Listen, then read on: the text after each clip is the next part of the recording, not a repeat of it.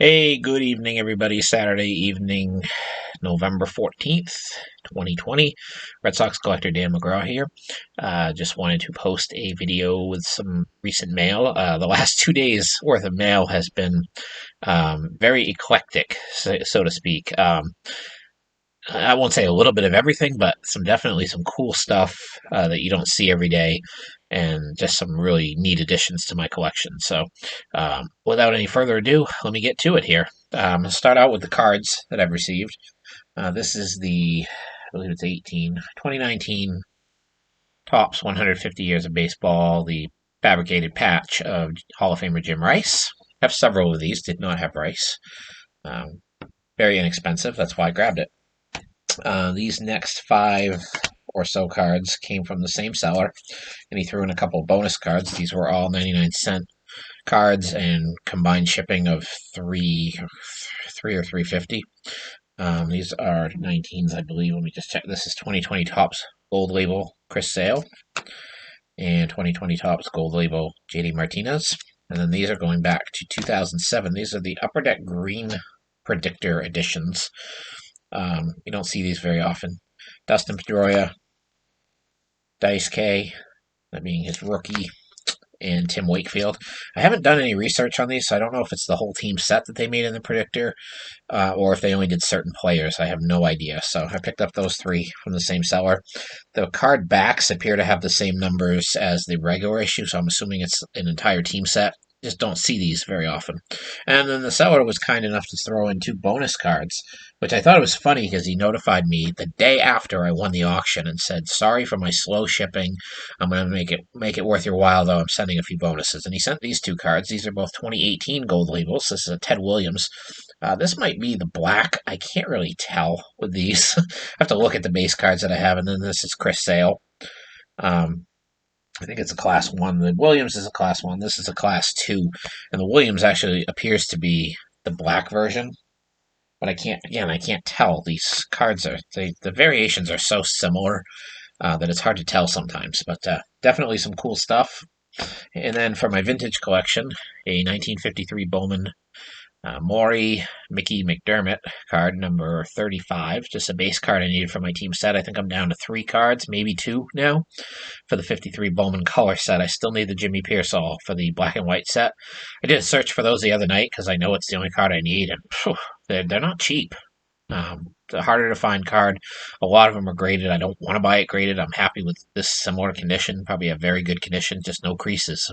Just haven't found one in my price range yet, so I'll continue to look for those. And now on to some of the oddball things. I have 5 items in front of me that are all different categories in my collection, and there's no particular, like, I didn't seek any of these things out. They just were things that showed up in listings that I thought were cool, and the price was right on all of them, so I picked them up. Start out with a nice new pin. This is a Fenway Park pin, 75th anniversary back in 1987. One I did not have. Pretty cool. This was really inexpensive. I think it was $2.99 shipped. So it's hard to find pins cheap. People tend to try to sell them for $7-8 a pin, and I'm not willing to pay that. I always look for lots of pins with several that I don't own already, or a cheaper individual, and that fit the bill here. Next item. This is needs a little cleanup. It's a little plastic snow globe. This was issued back in the 1960s and has like a little seesaw on it with a pitcher throwing a ball to a hitter. Has a Red Sox logo in the back. Boston Red Sox, Fenway Park. There's no liquid in it, and it's quite dirty. I think I could probably clean it up a little bit. But this is not an uncommon item. You see them quite a bit on eBay, but I never picked one up. And it's plastic. It's not glass, and it's a little smaller than I thought it was, but it's still pretty cool. And my goal was always to get this shipped under $10, and that's what I did. I got it for around $8.50 to $9 shipped. So I was very happy with that price. It needs a little TLC, a little elbow grease, clean up the plastic a little bit with some heavy duty cleaner. Won't do any damage to it. I was trying to see if there was a way to open it where I could put water into it, but I don't see an opening to it. I don't know if it unscrews. I don't want to break it, so I'm just going to leave it as is. So cool item. Nothing fancy, just something cool. And then this was a new program, vintage program. 1953. I did not have any from 1953. This is in like super condition. This thing is like new condition. It's really nice. I already looked through it. There's no writing in it or anything. It's very crisp, no creases. I mean, this looks like you just bought it off the newsstand, and it's 57 years old. No, wait, 67 years old. So very cool. Always looking to add new vintage programs to my collection. And this item, I always love glassware. This is a Boston Red Sox 1975 American League Champions mug. Nice glass mug, and it has the names of all of the players on the back, starting with the manager, Daryl Johnson, all the way down from Jim Rice to Bob Montgomery, and everybody in between. Quick count of the names on here. Looks like we have 24 names, so it's probably the 24-man World Series roster. But very cool. Some big names on there. Jim Rice, Dwight Evans, Bill Lee, Carlton Fisk, Kyle Yastrzemski, Freddie Lynn, all the big names, and then the supporting cast as well. Really nice condition. No chips or breaks or anything. The artwork on it is still really nice. Looks brand new. This was around $13 or $14 shipped. Not a bad price. And the last item is something that I've wanted for several years now, and I've never been able to find one really inexpensively. They don't pop up that often, and when they do, they usually get a lot of activity, and this one was no different. It was something I caught in the last 24 hours of the auction, and I was able to sneak in and get the winning bid, and it's very cool, and probably some of you have seen this before. This is the Jerry Remy and Don Orsillo bobblehead, bobble desk, as they call it. Is this the coolest thing you've ever seen? Yes, yes. All right. I'm a little kid when it comes to stuff like this. I've been wanting this for so long.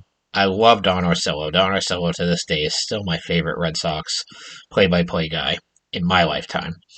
Jerry Remy, he's okay. I'm not a huge Remy fan. Never really have been.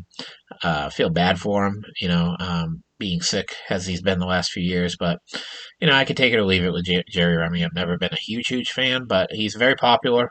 I can understand why some people love him, but for me, he's never been the great guy. But Don Orsillo, to me, was one of the best pure announcers. There was nothing fake about him. When he was excited, and you could tell. And I miss having him announcing games. Not a huge God, I can't even remember his name. Dave O'Brien. I liked Dave O'Brien before he became the Red Sox play-by-play guy, but now that he is the play-by-play guy, I feel like sometimes he runs out of things to talk about. And I never really felt that way with Don Orsillo. I mean, they had great chemistry, him and Remy. I mean, there were times when they were laughing hysterically at each other during broadcasts, and that was always kept it interesting. But it's very heavy. This is a very cool piece. No chips or breaks. Works great. It does have a scratch on the desk. No big deal. But I paid what I paid for it. Sometimes I've seen these go as high as $70, $80 because there's always a demand for these. But I didn't pay that much. I'll tell you that. I paid about half of that, which is more than I spend usually on a bobblehead. But when it's something cool like this that I've wanted for so long, I had to have it. So I was tired of waiting, and I was a little more aggressive than I normally am on the bidding. So that's my last couple of mail days. Been, like I said, a nice mix of things. I do have a few more things coming. I actually have a couple of pennants, which I haven't gotten in a while. I saw three pennants advertised as a lot that I've never seen before. A nice caricature pennants of a couple of Red Sox greats and just a regular Red Sox pennant. Those will be coming in hopefully this week. This might be the last video I do for a little while. It's hard to say. I'm going to be working a crazy amount of hours starting tomorrow. I got to go into work tomorrow morning. Not for long, but enough to say I had to work on a Sunday. But yeah, so I'm probably not going to have as many opportunities to do videos because I'm going to be working early in the morning until at least early evening, probably 6 days a week, and probably have to work Sundays for a couple weeks too. So we're getting into the busy season, and we're so shorthanded. It's crazy. So hopefully I'll be able to get on the air maybe once a week anyway with some of my new pickups, because I'm always picking up some cool stuff, and I love sharing it with people. So thanks for watching, everybody, and I hope everybody has a great rest of your weekend. Take care.